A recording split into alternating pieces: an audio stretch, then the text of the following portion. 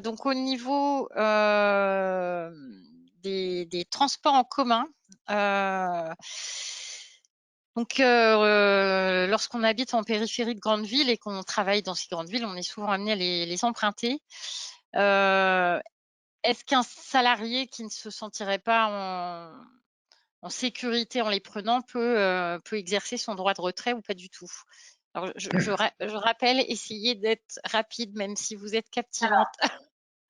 Synthétique. Le droit de retrait, c'est lorsqu'un salarié considère sur son lieu de travail ou dans le cadre de l'exercice de son travail qu'il se trouve dans une situation qui présente pour lui un danger grave et imminent.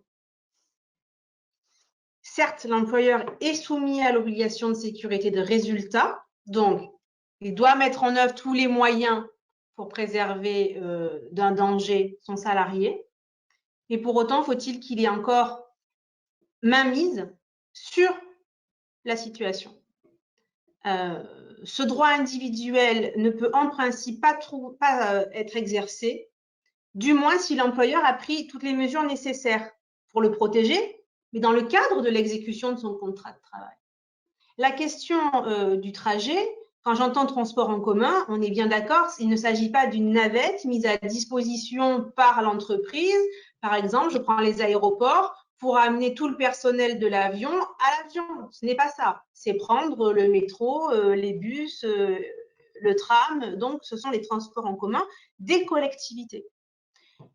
À mon sens, et c'est quand même ce que le ministre du Travail a rendu dans un avis du 19 mars 2020, dans ses points 5 et 6, si l'employeur n'a pas la capacité d'avoir mainmise sur la situation de danger, le droit de retrait ne peut pas être invoqué, car il doit être rattaché spécifiquement au travail et non à un risque global.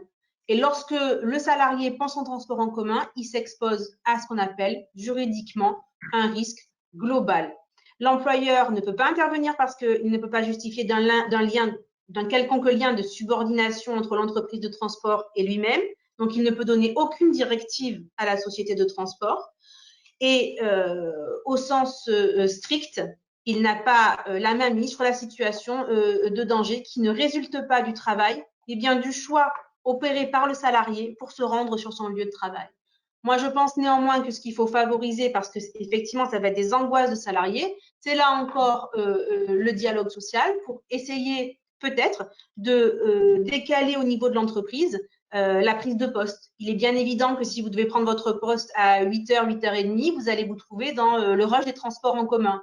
S'il y a un décalage et que votre prise de poste, donc ça va être un aménagement des conditions de travail, est décalé, je vais dire, à 9h30, vous avez moins de risques de vous trouver dans un rush de transport. Mais le droit de retrait ne peut pas être appliqué dans ce sens-là. Très bien, merci. Et Monsieur Martini, du coup, y a-t-il d'autres dispositions à prendre en dehors justement du décalage des horaires? Non, je vais être très bref. Hein, si on dit que finalement c'est la distanciation sociale, le port de masque et comment dire l'usage de gel hydroalcoolique qui sont des mesures de protection, bon, ben, on peut imaginer euh, qu'on demande ça aussi dans les situations de transport en commun.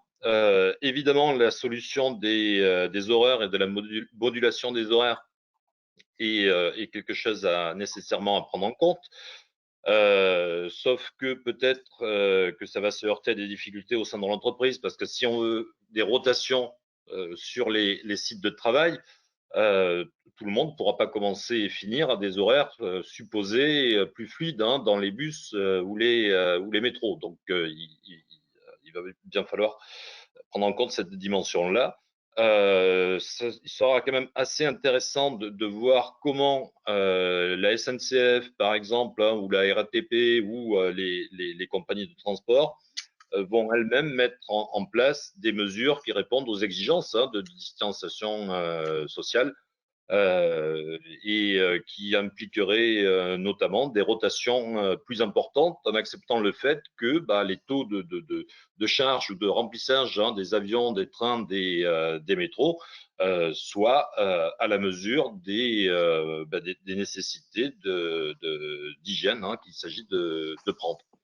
Partant de là, effectivement, l'entreprise n'a pas la main. Tout ce qu'elle peut faire au-delà des horaires, c'est essayer de réfléchir et avec probablement les membres du CSE sur finalement quels sont les trajets et les modes de transport les plus adéquats et de se renseigner sur les dispositions prises par ces entreprises de transport.